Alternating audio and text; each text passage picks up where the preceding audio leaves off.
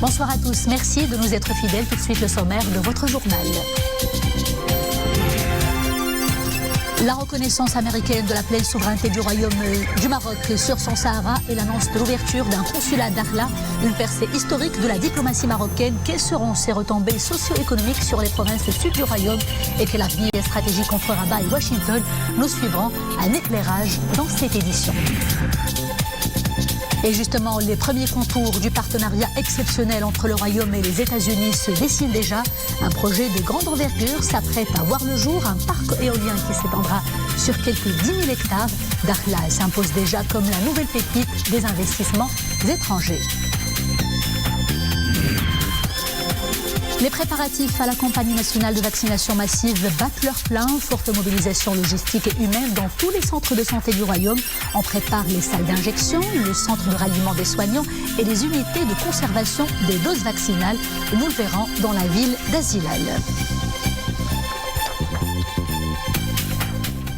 Bonsoir à tous. Sa Majesté le roi Mohamed VI a adressé un message au président de la République algérienne démocratique et populaire Abdelmejid Tebboune, message dans lequel le souverain lui souhaite prompt rétablissement. Votre allocution à l'adresse du peuple algérien frère dimanche a montré, Dieu soit loué, votre rétablissement, écrit Sa Majesté le roi dans ce message. Le souverain exprime sa profonde satisfaction suite à l'amélioration de l'état de santé du président algérien, implorant de très haut de lui accorder un rétablissement rapide et complet, santé et longue vie. La reconnaissance américaine de la pleine souveraineté du Royaume sur son Sahara et l'ouverture prochaine d'un consulat américain dans la ville de Dakhla, une annonce historique qui ouvrira certainement de nouveaux horizons de partenariat économique entre le Maroc et la première puissance économique du monde, de quoi insuffler une nouvelle dynamique à la région et avec elle à tout le continent africain. Éclairage tout de suite sur ces innombrables perspectives économiques, c'est en compagnie de Boubacar Belghabret. La reconnaissance de l'administration américaine de la pleine souveraineté du Royaume du Maroc sur son Sahara. Un coup de maître de la diplomatie marocaine sous la conduite éclairée de Sa Majesté le roi Mohamed VI. La décision américaine est historique et inédite. Elle contribuera au développement économique du Maroc et de l'Afrique. Le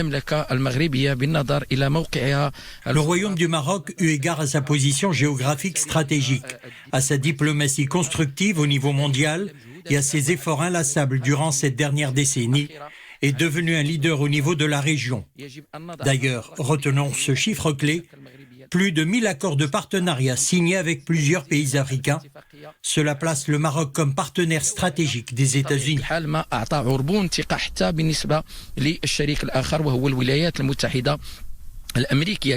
La première concrétisation de cette initiative américaine souveraine de haute importance sera l'ouverture d'un consulat américain à Dakhla, à vocation essentiellement économique. La ville est en passe de devenir une plaque tournante des échanges avec l'Afrique et d'autres continents.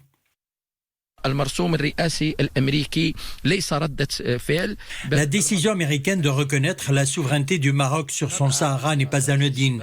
C'est une annonce historique, fruit d'un processus majeur qui démontre au monde entier que le Maroc est un leader dans le continent africain et en Europe, grâce à une diplomatie de soft power.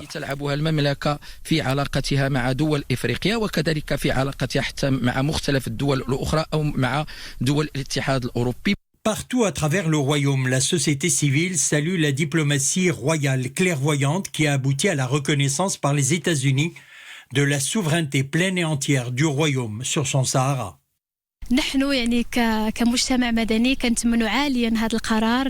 Nous applaudissons chaudement la décision américaine de reconnaître la pleine souveraineté du Maroc sur son Sahara.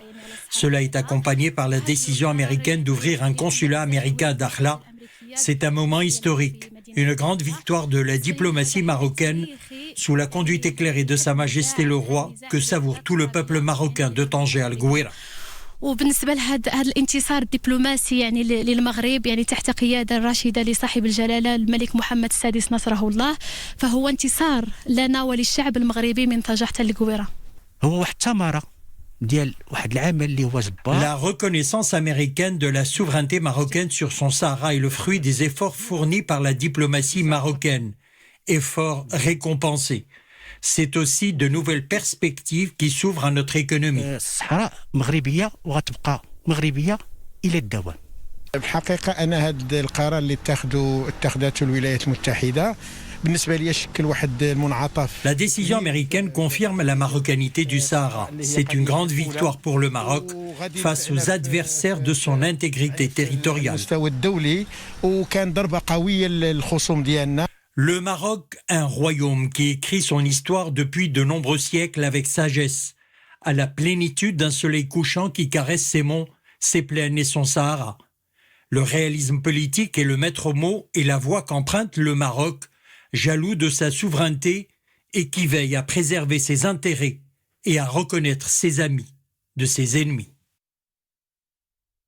Et avec l'annonce de l'ouverture d'un consulat général américain à Dakhla, les investisseurs de ce pays occupant une grande place économique sur l'échiquier international affichent un vif et un fort intérêt pour cette région prometteuse. Un premier projet s'apprête d'ores et déjà à voir le jour et il porte sur les énergies renouvelables. Les détails tout de suite avec Omé Marambi. Dakhla, c'est une position stratégique attrayante de grande potentialité et surtout des perspectives de croissance surprenantes. La presqu'île est souvent appelée la ville du vent, capitale du kitesurf. Son atout, la vitesse du vent y dépasse les 35 km/h. Une pépite pour les investisseurs des énergies renouvelables. Le dernier en lice est un géant américain. Son projet n'est autre qu'un parc éolien qui s'étendra sur quelques 10 000 hectares avec une capacité de 900 MW. Nous n'avons pas choisi Dakhla, c'est Dakhla qui nous a choisis. L'histoire remonte à plusieurs années. L'un de nos partenaires avait été séduit par les énormes potentialités dont regorge la ville. Et c'est de là que nous est venue l'idée d'installer un parc éolien à la pointe de la technologie. Pour nous, c'est un challenge. Le moins que l'on puisse dire, c'est que Dakhla a le vent en poupe. Ce projet sera le premier d'une série d'importants investissements américains, en grande partie des projets orientés vers les énergies renouvelables. À terme, ce parc éolien contribuera à la création de plus de 400 emplois, une ressource de plus dont bénéficiera les habitants de nos provinces sud. Le projet de loi relatif à la création du fonds Mohamed VI pour l'investissement adopté hier à l'unanimité à la Chambre des représentants. Ce fonds, d'une importance capitale, est doté d'une enveloppe de 15 milliards de dirhams, enveloppe allouée par le budget général de l'État. Objectif, financer et accompagner les grands projets d'investissement, soutenir les PME et les grandes entreprises publiques et privées touchées par la crise du coronavirus. Ce fonds viendra également booster la création d'emplois.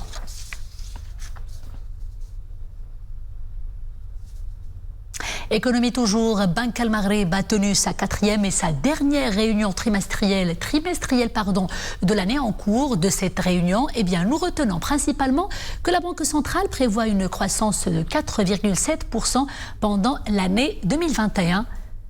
L'inflation devrait terminer cette année avec une moyenne de 0,7% et rester quasi stable l'année prochaine. Le taux directeur demeure quant à lui inchangé à 1,5% et les transferts des Marocains résidant à l'étranger vont se raffermir pour leur part à 70 milliards de dirhams en 2021. Les préparatifs de la campagne nationale de vaccination massive battent leur plein. Les centres de santé des 4 coins du royaume sont fortement mobilisés pour réussir cette dernière ligne droite. Et avant l'arrivée du jour J, on s'active pour réorganiser l'espace et mettre en place les moyens nécessaires pour la conservation des doses vaccinales. Exemple tout de suite à Azelal avec Mounia Marouche. Des salles d'attente et de vaccination déjà réaménagées. À présent, ils n'attendent qu'à accueillir les premiers candidats, d'abord les plus fragiles. Le centre de santé urbain Tichibit semble prêt pour cette campagne vaccinale d'envergure. Nous nous apprêtons pour entamer cette campagne vaccinale contre le Covid. Tous les moyens logistiques sont mobilisés pour la réussir. Les salles d'injection et les réfrigérateurs où seront stockés les premiers lots de vaccins sont déjà là.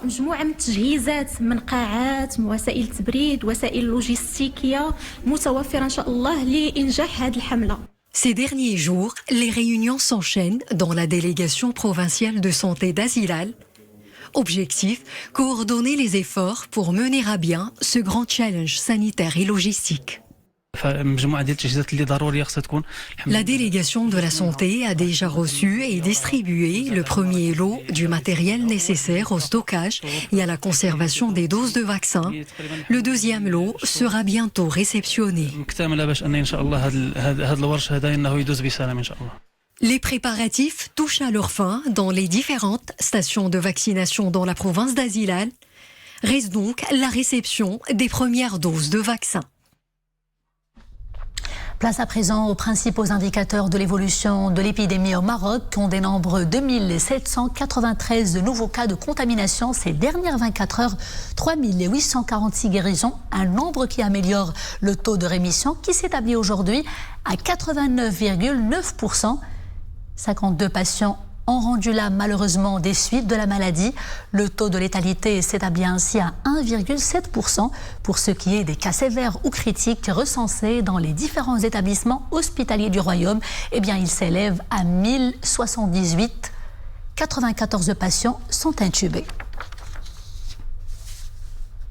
Et sous d'autres cieux, le Covid-19 se propage à une vitesse exponentielle, notamment en Europe. Et face à ces chiffres macabres, l'Allemagne renforce ses mesures restrictives.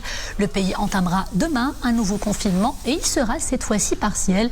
Les commerces non essentiels seront fermés, les séjours touristiques dans les hôtels seront interdits et le Royaume-Uni durcit également les mesures restrictives. Londres et certaines régions du Sud passeront dès demain au 3e niveau d'alerte. Les hôtels et les restaurants y seront également fermés jusqu'à nouvel ordre. Le Canada, autre pays sévèrement touché par la pandémie du Covid-19, le pays a officiellement lancé une vaste campagne de vaccination contre le Covid. Cela concerne dans un premier temps Québec, Montréal et Toronto. Son voisin du Nord, les États-Unis, continue également d'enregistrer record sur record avec 3000 décès par jour. Dans l'espoir d'éradiquer la pandémie, les États-Unis ont lancé également une campagne de vaccination massive avec d'abord le vaccin Pfizer, en attendant l'aval final pour celui de Moderna. Et restons aux États-Unis pour parler cette fois-ci de la victoire de Joe Biden à la présidentielle. Victoire entérinée par le collège électoral. Sans surprise donc, les grands électeurs qui se sont réunis hier État par État ont confirmé la consécration de l'ancien vice-président de Barack Obama. Joe Biden deviendra ainsi le 20 janvier le 46e président de l'histoire du pays. Together, Vice President-elect Harris and I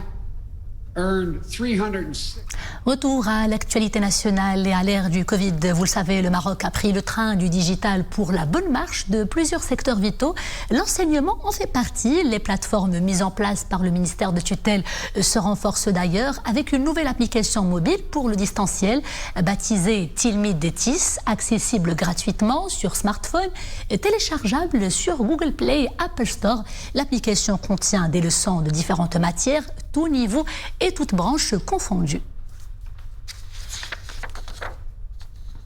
Pour garantir le redécollage du secteur touristique durement impacté par le coronavirus, l'ONMT renforce ses liaisons aériennes entre la France et le Maroc avec un focus spécial sur la période de fin d'année. Pour gérer le grand rush souhaité, la compagnie Transavia va opérer le 16 routes au total. Ce sera en provenance de 4 grands bassins français, à savoir Lyon, Montpellier, Nantes et Paris. Air France renforce pour sa part sa capacité de plus de 23 000 sièges au départ de Paris, Charles de Gaulle à destination de Marrakech, Rabat et Casablanca. La cueillette des olives et la production de leur précieuse huile se poursuit depuis plusieurs semaines déjà. Située entre le Moyen et le Haut-Atlas, la région de Ait Attab est connue plutôt pour l'excellente qualité de ses olives et la saveur incomparable de son huile. Un goût recherché qui lui vaut d'ailleurs souvent plusieurs prestigieux prix nationaux et internationaux. C'est un reportage d'Ahmed Fadeli sur un récit de Boubkar Belkhabrit. Dans la montagne, les oliviers se dressent majestueusement. Nous sommes au Douar Tabounout, à quelques kilomètres des cascades d'Ozoud, dans la commune Ait Ateb. L'heure est à la cueillette, les journées sont longues pour les agriculteurs. Entre 60 et 70 tonnes d'olives sont récoltées chaque jour. Ce sont des oliviers centenaires qui produisent une forte quantité de fruits. Pour ce qui est de la récolte, il faut être très matinal. Entre producteurs, on se donne toujours un coup de main. La cueillette est bonne cette année. Le cycle d'une bonne production se fait tous les 2 ans. C'est ainsi pour la variété piqueline plantée à Ait Ateb. Après de longues heures de cueillette par gaulage, une pratique encore traditionnelle dans la région, le fruit est dirigé vers l'unité de trituration pour une opération de nettoyage, de lavage, effeuillage, broyage et malaxage avant la mise en bouteille de l'huile extraite. Nous produisons une huile de qualité. Celle d'Ait Ateb est réputée pour sa saveur. Plusieurs prix lui ont été décernés lors de grandes manifestations agricoles. Je pense notamment au Salon international de l'agriculture de Meknès ou encore du concours organisé à Rabat. Les tonnes de résidus de la pulpe et des fragments de noyaux résultant de l'extraction d'huile ne sont pas jetés dans la nature. Ils sont ainsi transformés en matière combustible. Nous transformons tous les résidus en briquettes qui seront utilisés par la suite comme bois de chauffage. Cela permet de ne pas polluer la nappe phréatique et de contribuer à la protection de l'environnement. Côté goût, la variété picoline plantée à Ait Ateb est de loin la meilleure. Les connaisseurs la classent sur la première marche du podium pour sa douceur et son goût fruité très apprécié, même à l'international. Son goût est tout bonnement unique. Connu pour ses jolies couleurs polychromes et la qualité de son tissu, le tapis Zayani a le vent en poupe en cette période de grand froid. De quoi joindre l'utile à l'agréable, apporter de la chaleur et beaucoup d'esthétique à vos demeures. Je vous laisse apprécier ces images.